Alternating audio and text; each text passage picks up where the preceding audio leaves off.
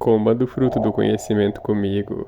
E se eu lhe dissesse que pessoas dançaram até a morte em um evento específico em 1518?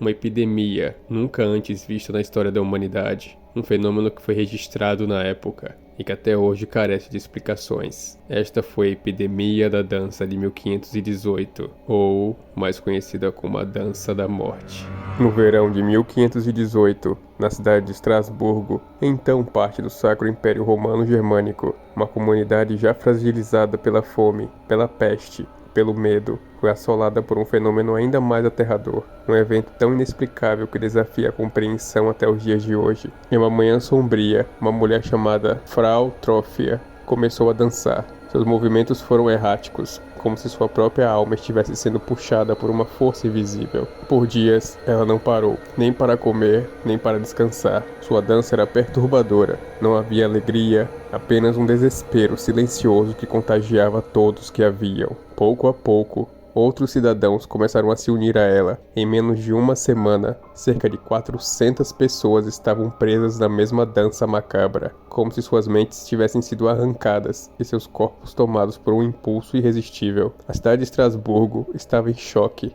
O que poderia explicar essa epidemia da dança? Nenhum dos afetados conseguia parar, e muitos começaram a sucumbir à exaustão, caindo mortos no meio da multidão. As autoridades estavam perplexas. Em tentativa de lidar com o inexplicável, decidiram seguir uma abordagem surpreendente. Permitiram que a dança continuasse. Eles acreditavam que se os dançarinos exaurissem suas energias, a epidemia acabaria. Foram contratados músicos para acompanhar os dançarinos, e salões foram abertos para que continuassem suas danças. Mas em vez de apaziguar, a música pareceu intensificar o frenesi, e a morte começou a espreitar nas sombras. Os estudiosos da época e os modernos propuseram inúmeras teorias para explicar o fenômeno. Alguns acreditavam que os dançarinos foram envenenados por ergotismo, causado por grãos contaminados com um fungo alucinógeno. Outros sugerem que se tratava de histeria coletiva, uma manifestação extrema do estresse social acumulado. Para muitos, a dança era uma manifestação de possessão demoníaca, uma punição divina para uma cidade pecadora. Exorcismos foram realizados e procissões religiosas foram organizadas,